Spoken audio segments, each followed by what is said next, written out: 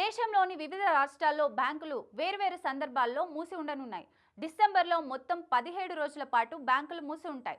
వీటిలో రెండో, నాలుగో శనివారాలతో పాటు ఆదివారం సెలవులు కూడా ఉన్నాయి. రిజర్వ్ బ్యాంక్ ఆఫ్ ఇండియా ప్రతి నెల బ్యాంకుల సెలవుల జాబితాను విడుదల చేస్తుంటుంది.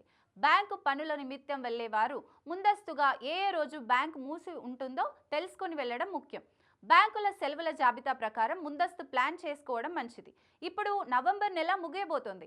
ఇప్పుడు డిసెంబర్ ప్రారంభం కానుంది. మరో 5 రోజుల్లో ఈ నెల గడిచిపోతుంది. గత నెలలో బ్యాంకులకు చాలా సెలవులు వచ్చాయి.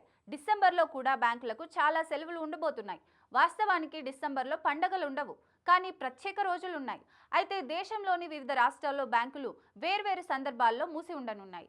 డిసెంబర్లో మొత్తం 17 రోజుల పాటు బ్యాంకులు మూసి ఉంటాయి. వీటిలో రెండో, నాలుగో శనివారాలతో పాటు ఆదివారం సెలవులు కూడా ఉన్నాయి.